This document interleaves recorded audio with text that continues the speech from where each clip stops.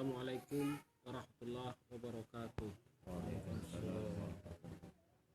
Alhamdulillah, alhamdulillahi rabbil alamin. Wa nahmaduhu wa nasta'inuhu wa na'udzu billahi min syururi anfusina wa min sayyiati a'malina. Asyhadu an la ilaha illallah wa asyhadu anna Muhammadan abduhu wa rasuluh la nabiyya ba'da. Tuan-tuan dan puan-puan, puji dan syukur kehadirat Allah Subhanahu wa taala yang mana dengan kudrat dan iradatnya serta dengan kasih sayangnya kita bisa berkumpul di tempat yang berbahagia ini. Sholawat beriring salam kita sampaikan ke junjungan Nabi besar kita Muhammad sallallahu alaihi wasallam. Semoga syafaat beliau dapat menolong kita di hari yaumil akhir kelak. Sebelum kita teruskan pengajian ini, ada sedikit yang ingin saya sampaikan berkaitan dengan Idul Adha besok 10 Zulhijjah, tepatnya 31 Juli, yang mana nanti insya Allah akan dilaksanakan di kediaman ahli bait Tuan Acun. Jadi bagi tuan-tuan dan puan-puan yang memiliki waktu lapang, kemudahan langkah bisa hadir jam 10 ya tuan ya. Soalnya jam 10 pagi. Kalau kebiasaan, karena Allah Subhanahu wa taala itu terlebih hampir kepada hambanya daripada tiap-tiap sesuatu, dan hanya saja terhijab daripadanya karena sangat hampir padanya. Tuan-tuan dan puan-puan, menurut kitab hikam ini, Allah itu sangatlah dekat, sangat amat teramat dekat bagi hambanya. Saking dekatnya tak nampak dia. Ada yang bilang, saya lupa firman atau hadisnya kan, bahwasanya diumpamakan ibarat dekatnya Allah itu lebih dekat lagi daripada urat leher kita ini sendiri. Begitulah umpamanya saking dekatnya Allah Subhanahu wa taala. Jadi saking dekatnya Allah Subhanahu wa taala itu bagi diri kita, maka terhijab dia, terdinding, nggak nampak. Ibarat kita kalau udah saking kita mendekatkan suatu benda ini sama kita, kan hampir tak nampak dia. Begitulah saking dekatnya Allah Ta'ala itu bagi diri kita. Jadi tuan-tuan dan puan-puan, karena saking dekatnya Allah Ta'ala itu terhijab.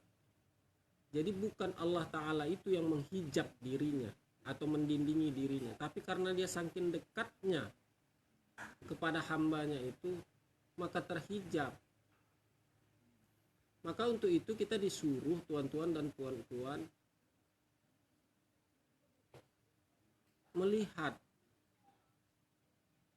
menyaksikan dan merasakan bagaimana Allah Ta'ala itu sebenarnya. Dengan apa? Dengan segala sesuatu yang dijadikannya bagi diri kita. Apa yang dijadikannya bagi diri kita? Segala sesuatu selain dirinya itu yang dijadikannya. Jangan sempitkan pemahaman kita bahwasanya yang dijadikannya ini benda ataupun makhluk, jin, setan, alam. Tidak hanya seperti itu.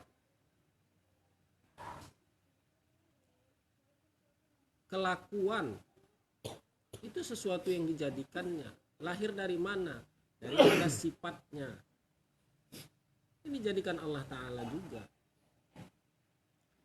Makanya ada sebagian pepatah, saya nggak tahu itu hadis qudsi atau apa, saya juga lupa. Katanya begini, sesungguhnya aku ini adalah harta yang tersembunyi.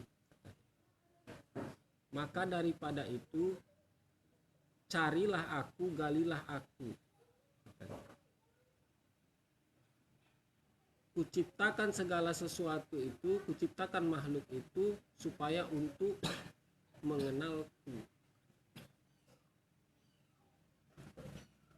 Jelaskan, Allah itu ingin dikenal. Melalui apa? Melalui segala sesuatu yang dijadikannya.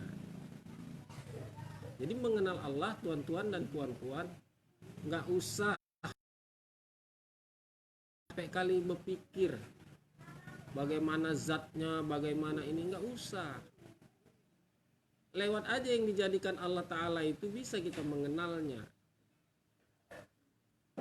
Suatu musibah yang ditimpakan, suatu perkara yang ditimpakan Allah bagi diri kita, yang tidak kita senangi bagi nafsu kita, itu sesungguhnya juga satu jalan bagi diri kita. Yang ditimpakan Allah bagi diri kita, yang berupa kesenangan bagi nafsu kita, itu juga suatu jalan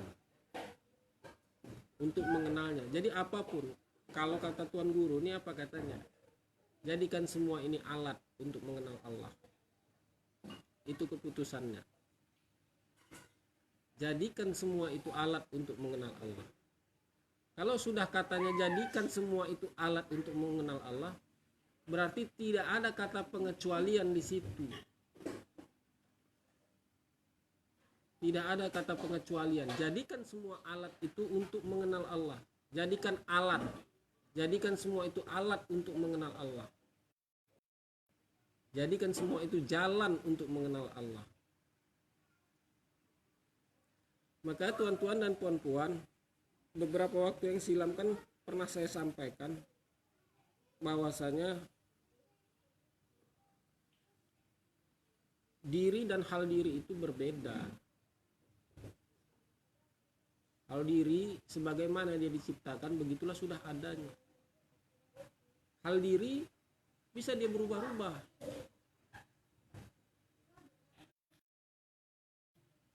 Dari bangun tidur sampai kita tertidur lagi, sudah berapa banyak hal diri yang berubah dari dalam dari diri kita. Yang marah, senang, kadang benci, kadang senang, kadang suka, kadang apapun, pasti dia berubah-ubah. Itu juga suatu jalan untuk mengenal Allah itu. Orang katanya kan, waman arafa nafsah faqad arafa rabbah.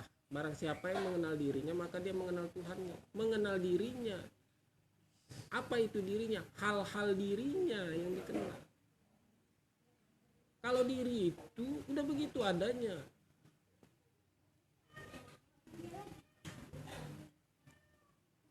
Kalau diri yang sebenar diri itu udah dia begitu adanya. Tak bisa lah saya bahas ya di sini. Tapi begitu dia diciptakan udah dia begitu aja. Tuh katanya, jadi dia begitu aja. Yang berubah itu hal-hal dirinya. Yang meliputin diri itu yang berubah-ubah. Awak disuruh menyaksikan perubahan diri di perubahan hal-hal itu. Kalau bagi tuan-tuan mana-mana yang ingat kemarin baca status Tuan Guru, apa katanya? Kalau kau melihat yang dilihat itu kan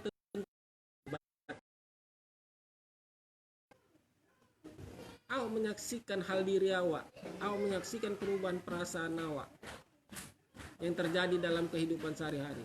Tentunya lebih hebat mana? Awak atau hal-hal diri awak itu?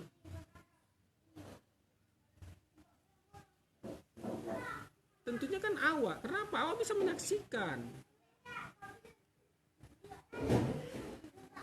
Awak saksikan rasa kedekut awak itu. Awak saksikan rasa tamak dalam diri awak itu. Awak saksikan rasa cemburu dalam diri awak itu. Awak saksikan rasa marah dalam diri awak. Kan sebenarnya awak lebih hebat. Tahu awak dengan rasa marah, rasa dengki, apa.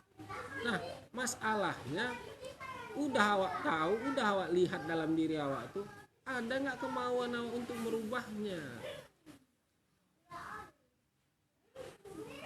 Sederhana aja. tahu awak, oh marah aku nih, ternyata begini. Lalu awak ikuti rasa marah itu, berarti lebih hebat hal diri itu daripada awak. Awak dah tahu tapi awak masih mengikutinya. Seharusnya kan yang awak lakukan ketika awak lihat, ketika awak tahu itu suatu hal yang tidak baik bagi diri awak, tentunya kan awak nggak usah awak ikuti.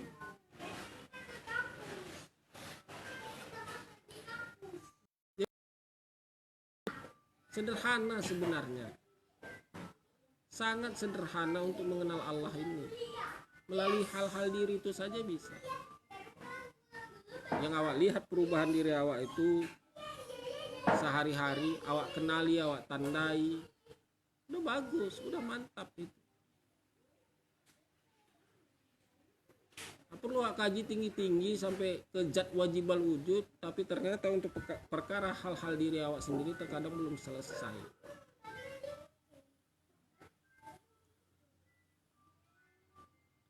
Saya kalau ditanya perasaan saya sekarang nih, saya marah, bebal, nggak enak hati, bingung, semua. Karena saya tahu itu ada dalam diri saya coba untuk membiarkannya. Terkadang harus saya ikuti, terkadang nggak saya ikuti. Terkadang ada yang saya tahan, kadang ada yang nggak saya tahan. Saya tahu.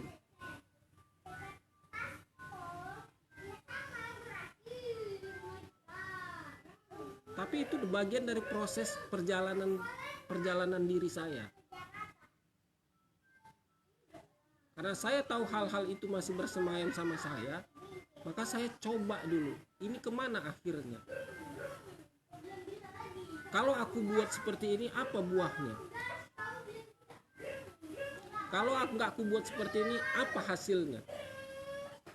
Kalau ku pertahankan bebal perasaanku ini, bagaimana ujungnya? Kalau kulampiaskan perasaan marahku ini, seperti apa jadinya?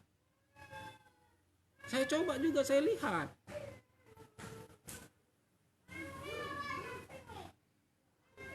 Artinya dalam hal ini sok jago awak dulu. Pada akhirnya kan gitu, sok jago awak kan. Tahu awak, oh ini kau ya. Ternyata kau ini, oke ku ikuti kau. Mana sampai kau mau? Tahan seberapa tahan rasa marah kau, sampai tahan berapa lama rasa bebal kau, ikuti. Atau apa? Nggak kuat juga dia kan.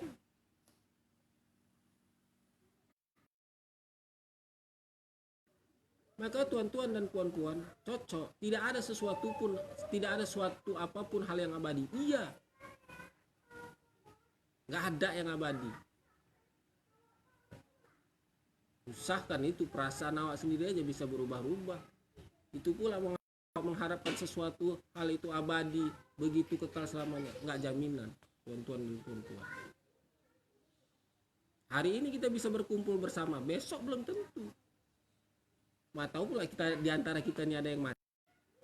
Makanya beruntung tuan-tuan dan puan-puan apabila Allah bukakan pandangan tuan-tuan dan puan-puan terhadap penyakit hati yang ada dalam diri tuan-tuan dan puan-puan itu, daripada Allah bukakan pandangan tuan terhadap melihat sesuatu yang gaib-gaib, misalnya jin, orang ini, orang itu. Lebih berharga lagi sebenarnya itu. Di mana berharganya? Karena itu adalah aib bagi diri awak, dan itulah sesuatu yang tidak bisa menyampaikan awak kepada Tuhan awak. Kalau Allah bukakan pandangan awak itu terhadap sesuatu itu, terhadap hal-hal diri awak itu, lalu awak tahu, awak sadari, awak renungi, awak resapi segala sesuatu itu, muncullah buahnya, rasa tawadu. Nggak berani sembarangan ngomong hebat sama orang, banyak untungnya. Tapi kalau itu tidak ditunjukkan Allah, bagi awak, tidak dibukakan Allah pandangan awak ke arah itu, alamat lah. Alamat apa? Alamat Allah menjerumuskan. Dibiarkan Allah aja lah awak seterusnya begitu, dalam kesesatan. Keluarlah bahasa pepatahnya ya kan, sesat di jalan yang terang. Terangnya awak berjalan nih, nampak lampu cahaya matahari, tapi awak sesat. Nggak nampak awak kekeliruan diri awak, apa tidak sakit. Nggak nampak awak kesalahan awak. Allah biarkan saja. Tetap diizinkan Allah. Tidak ada yang tidak diizinkan Allah. Allah tuh kalau udah dijadikannya, pun katanya jadi. Udah terjadi tuh, diizinkannya. Masalahnya ridhonya yang tak ada di situ.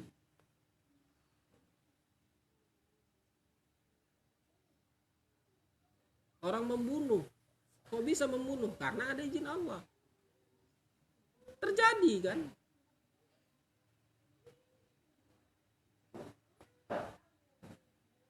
Orang bersedekah, karena siapa? Karena izin Allah, terjadi kan? Semua diizinkan Allah. Tapi masalah ridhonya belum tentu. Allah tuh kalau udah katanya jadi, terjadi semua, nggak ada yang enggak. Masalah izinnya aja ini. Masalah ridhonya, ada nggak ridhonya dari satu perbuatan itu yang awak lakukan itu, atau suatu kejadian yang datang menimpa pada diri awak? Ada nggak di situ ridha Allah? Tandanya ada ridho Allah bagi diri awak itu dari suatu perkara atau suatu perbuatan yang terjadi bagi diri awak itu, tidak ada yang tersakitin, bawaannya semua manfaat, menyenangkan bagi orang banyak. Nampak tanda ridhonya.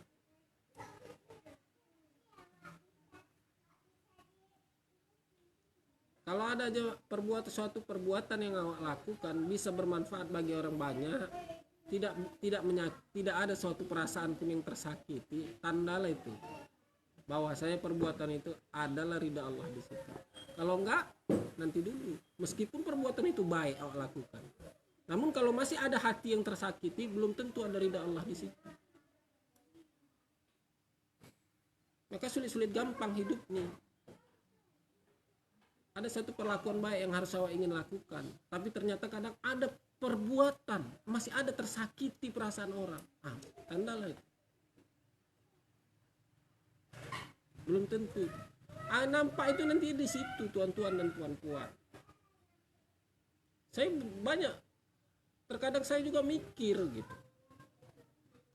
Saya mikir juga banyak juga kelakuan yang saya buat itu, terkadang ada juga masih ada perasaan yang tersakiti.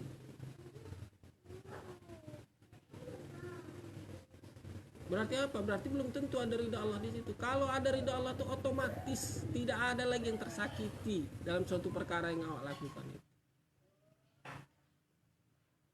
Awak sendirilah yang mengukurnya bagaimana caranya.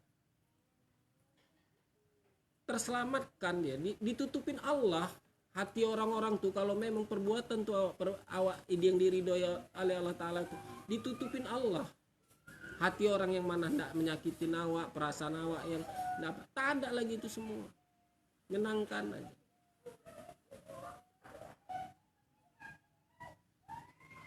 Kalau pengen bukti lihatnya, lihatlah kelakuan tuan guru. Misalnya tuan-tuan dan puan-puan tak dalil, mana bukti, mana dalilnya, mana contohnya? Lihat mana yang sering dekat tuan guru. Ada nggak yang pernah tersakiti perasaan? Ada. Yang ada apa? Awak yang merasa sakit, awak yang merasa nggak adil, awak yang merasa itu awak.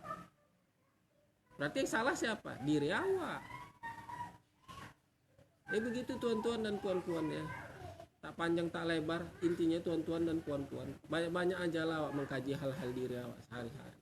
Karena itu jalan pintasnya nih.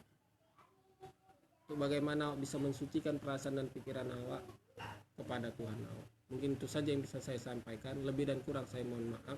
Billahi taufik wal hidayah. Assalamualaikum warahmatullahi wabarakatuh.